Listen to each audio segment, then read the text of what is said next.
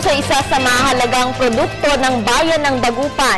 At para maalaala ang kabutihan at kasaganaang ibinibigay ng bangus sa mga taga-Dagupan, isang festival ang taon-taon ay ginaganap dito. Para sa detalye, balitaan mo kami, Roby Cerezo.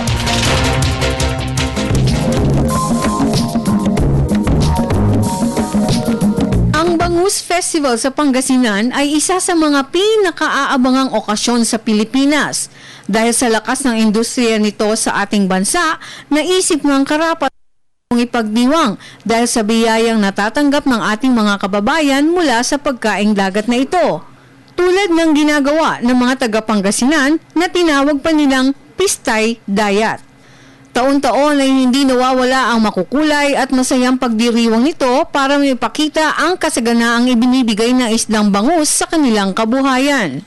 Sa naturang piyesta, masasaksihan ng maraming mga local at foreign tourist ang 10,000 pirasong bangus na sabay-sabay na iihaw na talaga namang sa amoy pa lang nito ay magpapagutom na sa maraming bisita doon. Bukod dito, ituturo rin ng mga taga-Pangasinan ang iba't ibang klaseng luto ng bangus at makikita rin kung gaano kahusay at kabilis magtanggal ng mga tinik ang mga taga rito.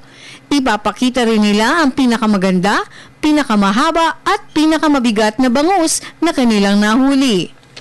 Ang lugar ng Dagupan na tinaguri ang Bangus Capital of the World ay nangunguna na rin sa pag-aangkat ng ilang mga pagkaing dagat. Ang sugpo, hipon, alimasag at iba pa. Isang patunay na ang mga taga-Dagupan ay masayang namumuhay sa simpleng pamamaraan lamang. Dahil dito, paboritong puntahan ng Dagupan, hindi lang sa world class ng mga bangus, kundi sa kulturang kanilang iningatan na nakahakot ng respeto at paggalang ng buong mundo.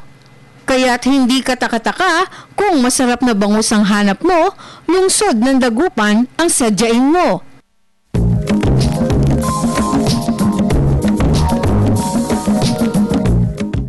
Para sa Telebisyon ng Bayan, Roby Cerezo.